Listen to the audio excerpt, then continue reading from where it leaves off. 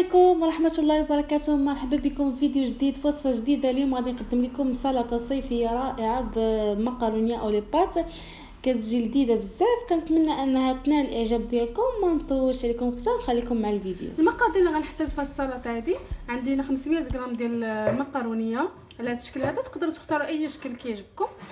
سلقتها في الماء طايب مع شويه ديال الملحه والزيت لمده 10 دقائق.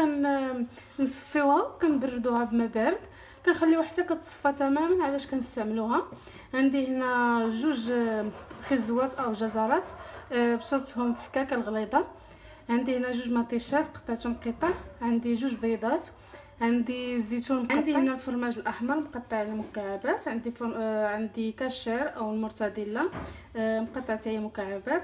عندي شويه ديال المعدنوس، جوج علب ديال الطونه بمصفات من الزيت.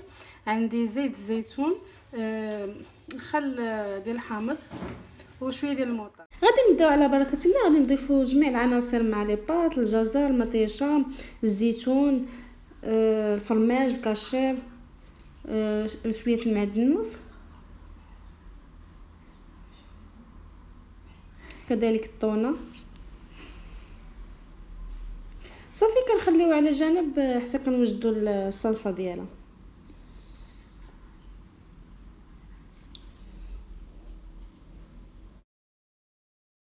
دابا غادي نحضروا الصلصه اللي غادي نديرو مع لي بات. غندير قليل من زيت الزيتون على حساب الكميه ديال لي بات.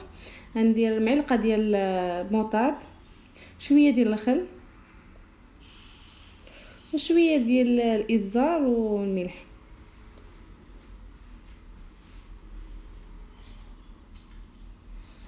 يستحسن ان الصلصه نضيفوها على لي بات حتى كنبغيو نقدموها عاد كنخلطوها مع لي بات باش ما تجيناش لي بات ناشفه.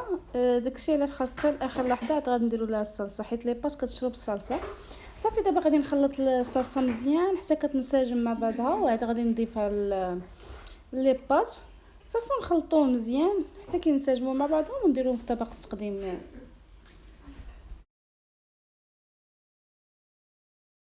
هذا هو الشكل النهائي ديال الطبق اللي قدمت لكم اليوم. زينته بالبيض ومايونيز من الفوق.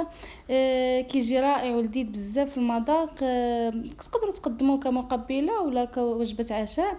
كنتمنى انه ينال الاعجاب ديالكم. الا عجبكم ما تبخلوش عليا باللايكات والتعاليق ديالكم. الا كنتوا زوار جدد القناه ديالي ما تنساوش تضغطوا على زر الاشتراك، صابوني او لا وتضغطوا على الجرس باش يوصلكم كل جديد. والسلام عليكم الى فيديو اخر في وصفه جديده ان شاء الله.